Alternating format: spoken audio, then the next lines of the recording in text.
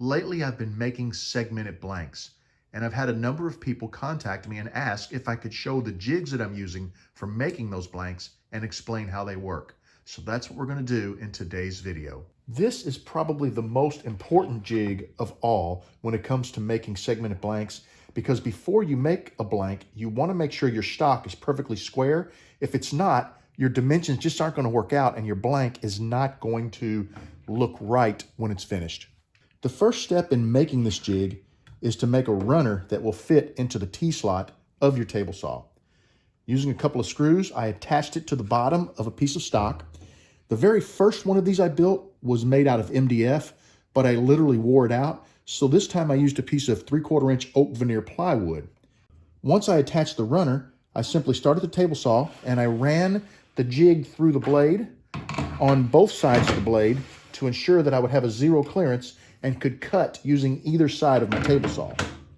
Next up, I drilled 4 holes, evenly spaced, right down the center of my sled, and I inserted 5/16 inch carriage bolts, countersinking them on the bottom. Now you might see inside these holes, they look a little shiny. I literally wore these out by tightening and loosening, and I ended up putting some epoxy in there to kind of solidify the bolts so that they did not come loose from the sled. Once I got the holes drilled and the bolts epoxied in, I needed some stout hold downs. So I took some oak boards, 3/4 inch thick, and I ripped them to 2 inches wide, drilled a hole right down the center, and slid one onto each bolt. I used another piece of 3/4 inch oak, and I drilled a hole right down the center of it, a little larger than the diameter of my bolt, so that it would easily slide on and off of the bolt. I flipped it over, and on the back side, I measured the diameter of a nut, a 5/16 inch nut, and I used a Forstner bit to drill a hole just a little shallower than that nut and just deep enough into the block of wood so that I could take a hammer and drive that nut into the wood and it would hold it in place. That formed a nice little knob to be able to lock the hold down on the sled. Now, these bolts that I used were 4.5 inches. You obviously don't need a bolt that long unless you're squaring a very large piece of wood.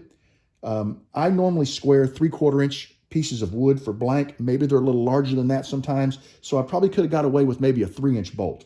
On the back side of my hold downs, I use a 3/4 inch block of wood, and I just put it under the hold down to give me a little more leverage as I'm tightening to really hold that blank in place.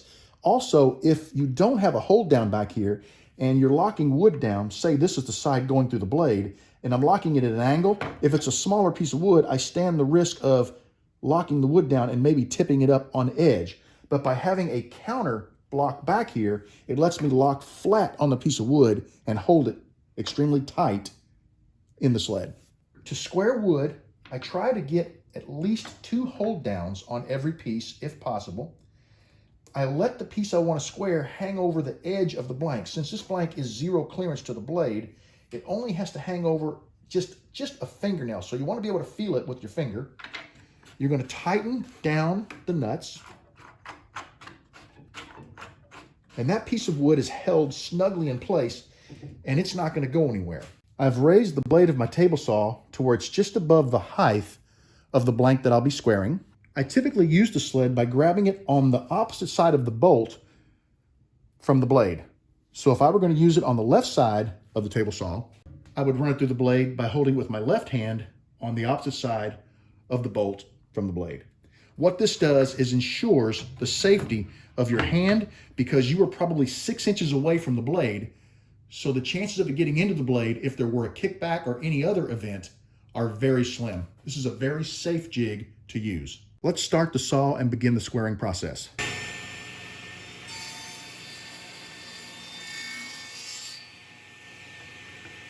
You'll notice that I ran the sled right off of the table, lifted it up, and brought it back to the table. Do not pull the sled back through the blade. Now that we have squared one side of our blank, I like to use a magic marker, and I'll put a little X on it so that I know that's the side that I squared. We're going to loosen our hold downs. We're going to take the side with the square and put it face down onto the sled, locking it into place as we did the first round.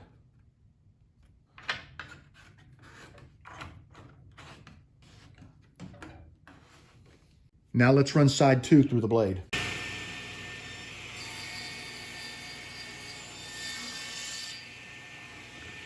And once again, using a marker, I like to mark the side that I just squared with an X. I lower my blade to where that just barely is above the height of my blank. I bring my fence up, and placing the blank against the fence, I push it into the blade so that the carbide teeth just barely nick the side of the blank.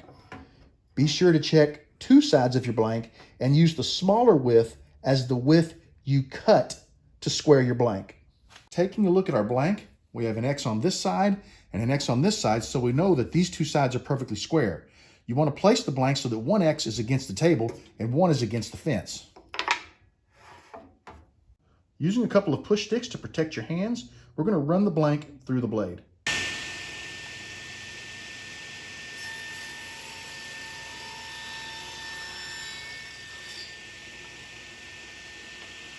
Now that we have squared the 3rd side of our blank, the X that was against the table needs to go against the fence, and the X that was against the fence needs to go against the table, and we'll square the 4th and final side of our blank.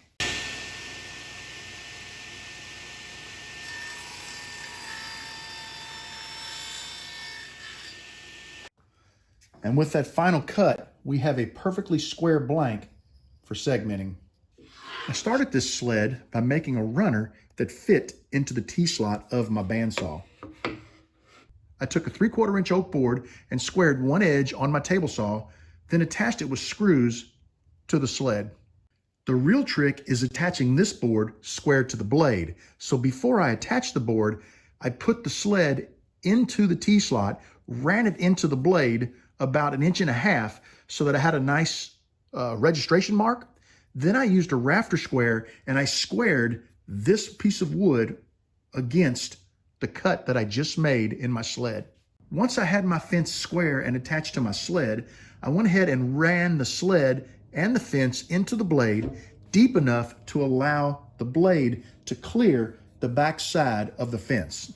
To cut repeatable segments, I squared a block of wood, and then I ran one end of it through my table saw so I knew I had a flat surface. I marked it with an X so I knew which end of the blank was square. I placed that block of wood against my fence, and I measure from the 0 mark, which is the edge of the cut, to the blank. And you notice I have a few lines on here. These are cuts that I make regularly. That's a 3/8 inch cut. So I will bring the blank up to 3/8 of an inch. Using a clamp, I'll lock my stop block to the fence, and I'm ready to make repeatable cuts on any piece of wood. With our stop block set to make repeatable 3/8 inch cuts, we simply place our blank against it and start cutting segments.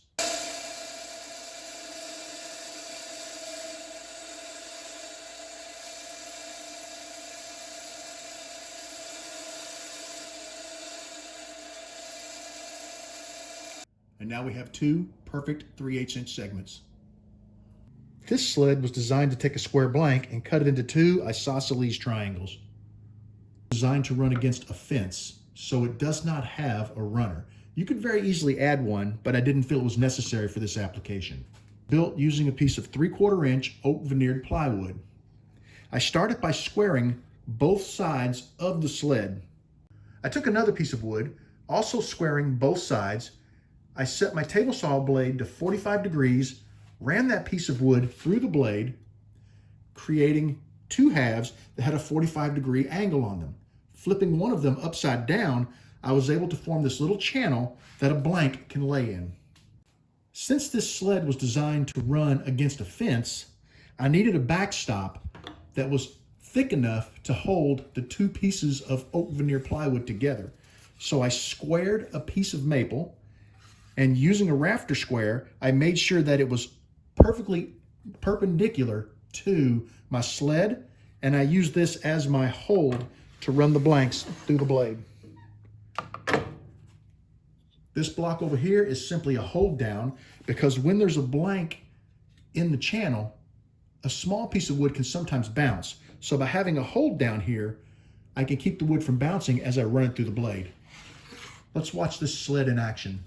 I brought up my fence for my sled to run against, and I raised the blade to where it is just slightly higher than the height of the blank when it sets in the channel at a diagonal.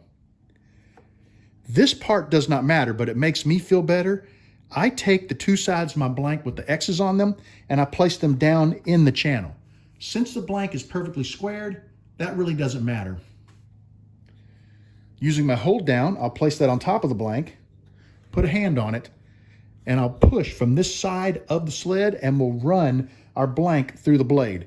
Now bear in mind, the blade is just barely higher than the height of the blank.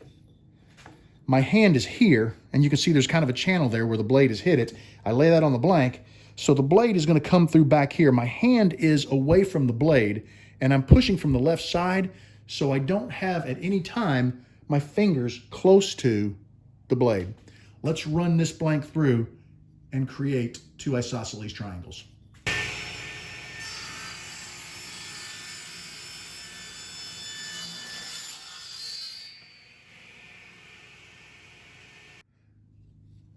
And it's that simple to split your blank in half on a 45. I really hope you enjoyed this video on some of the simple shop-built jigs that I use for making segmented blanks. All of these were built out of wood that was given to me. It was considered scrap. I probably have $4 or $5 in nuts, bolts, and screws, and that's it. I make every single segmented blank that I make on one of these 3 jigs. I hope you take an opportunity to watch this video and maybe attempt to build one of these jigs so that you can produce similar blanks in your shop.